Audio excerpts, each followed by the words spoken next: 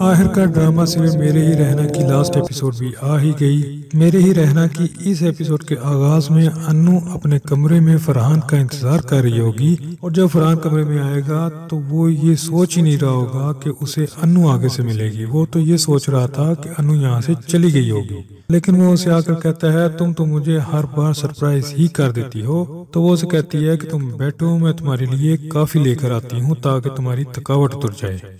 کافی پینے کے بعد انو بہت ہی تسلی میں آ جاتی ہے اور وہ فرحان کو کہتی ہے کہ جب کسی کو مارنے پر سزائے موت دی جاتی ہے، اسی طرح میں تمہیں اپنے آپ سے بے وفائی کرنے پر سزائے موت دیتی ہوں۔ میں نے تمہاری کافی میں زہر ملا دیا تھا، تو اب کر لو جو تم نے کرنا ہے۔ اور وہ اس کو روتا دھوتا چھوڑ کر وہاں سے چلی جاتی ہے۔ فرحان چیخ چیخ کر اپنی ماں کو بلاتا ہے، اور جو ہی اس کی ماں اس کے پاس آتی ہے تو وہ اسے بتاتا ہے کہ انو نے مجھے زہر دے دیا ہے۔ وہ اپنی بیٹی کو کہتی ہے کہ جلدی سے ایمبولینس بلاؤ۔ اس دوران فرحان کی طبیعت بہت ہی اپسیٹ ہو رہی ہوتی ہے، اور وہ بار بار یہی کہہ رہا ہوتا ہے کہ میں مرنا نہیں چاہتا ماں، میں مرنا نہیں چاہتا، مجھے بچا لو۔ دوسری طرف انو گھر جا کر اپنی ماں کو ساری بات بتا دیتی ہے، اور ساتھ ہی یہ بھی بتاتی ہے کہ میں نے اس کی کافی میں زہر ملانے کا جھوٹ بولا تھا اس کو، اور اس کی حالت بہت ہی گہر ہو چکی ہے۔ کم از کم آج کا دن تو بہت ہی بے سکونی میں گزارے گا۔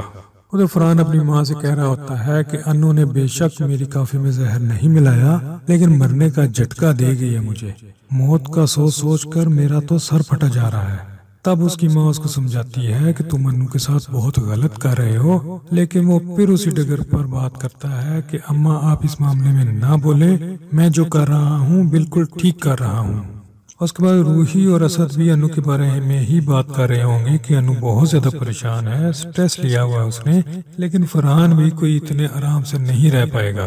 اور صبح کے وقت وہ اس کو ڈرائنگ روم میں بیٹھا ہوا دیکھ کر بہت ہی حیران ہوتا ہے کہ تم اتنی جلدی کیسے اٹھ گئی ہو۔ تو وہ کہتی ہے کہ بس قسمت کی طرح میری نیند بھی مجھ سے روٹ گئی ہے۔ پھر جنید بھی وہاں پر آ جاتا ہے اور وہ دونوں اس کو سمجھاتے ہیں، لیکن وہ یہ کہتے ہوئے وہاں سے اٹھ جاتی ہے کہ میں نے آپ سب کے ساتھ بہت زیادتی کی ہے، اب میرے ساتھ بھی اچھا نہیں ہو سکتا۔